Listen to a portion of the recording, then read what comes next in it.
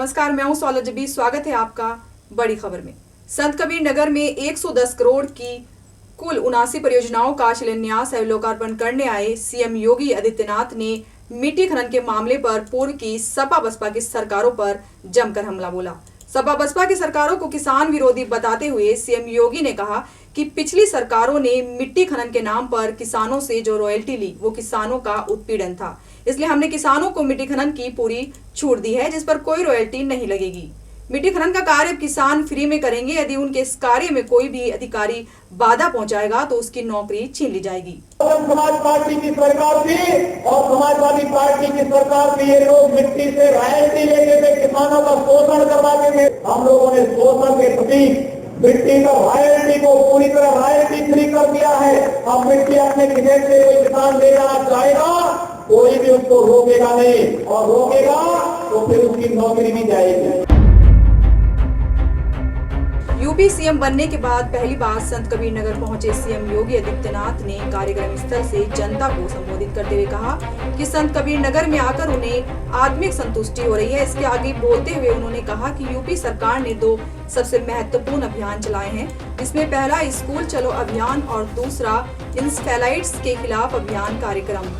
वहीं उन्होंने कार्यक्रम को संबोधित करते हुए कहा कि शिक्षा ही व्यक्ति को आगे बढ़ा सकती है। सरकार समाज सभी को इस अभियान में अपना योगदान देना चाहिए।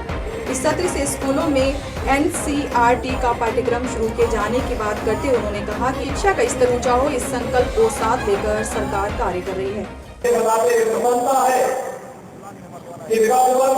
बेसिक शिक्षा परिषद में 1 करोड़ 54 लाख बच्चों ने बेसिक शिक्षा के प्रसिद्ध विद्यालयों में प्रवेश पाया और हमारी सरकार ने प्रत्येक बच्चे को न केवल पब्लिक और कॉन्वेंट स्कूल की तरह यूनिफॉर्म देकर के 2 यूनिफॉर्म, बैग दिए, बुक दिए और अन्य प्रकार की सुविधाएं देकर के जहां शिक्षा के प्रति में प्रोत्साहित किया, वहीं मुझे बताते हुए प्रसन्नता है कि नए सत्र में हम NCERT के नए पाठ्यक्रम के साथ स्कूल चलो अभियान को प्रारंभ किए हैं और देखते ही देखते आने वाले समय में बेसिक शिक्षा परिषद के विद्यालय किसी भी कॉन्वेंट और पब्लिक स्कूल को मार्क्स देते हुए दिखाई देंगे और इसके लिए जन सहयोग और सबका सहयोग और समर्थन हम सबको चाहिए।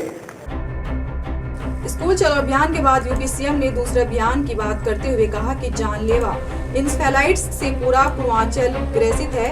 हजारों बच्चों की जानें पूर्व में जा चुकी हैं, जिसके उन्मूलन के लिए सरकार ने प्रभावी कदम उठाए हैं। इस अभियान के लिए जरूरी है कि हम अपने गांव और शहर और आसपास सफाई रखें। यूपी सीएम ने इस बात को बढ़ावा देने की बात करते हुए कहा कि जन जागरूकता के जरिए स्वच्छता अभियान चलाकर ही हम इंसेफेलाइट्स को मात दे सकते हैं, इसलिए इस अभियान में सभी के साथ की जरूरत है। कोई बच्चा बीमारी से ग्रसित न हो, इसके लिए सरकार और समाज सभी को आगे आना होगा। आज सभी अस्पतालों में इलाज मुफ्त है। इसके आगे बोलते हुए उन्होंने कहा कि स्वच्छ भारत मिशन अभियान चलाकर स्वास्थ्य भारत का निर्माण किया जा रहा है। इसके साथ ही खुले में शौच मुक्ति अभियान की तरफ से तेजी से बढ़ रही है सरकार, जिसके तहत घर घर शौचालय बनवाकर बहन बेटियों का सम्मान बचाने के साथ हर गरीब को प्रधानमंत्री आवास बिना भेदभाव के दिया जा रहा है।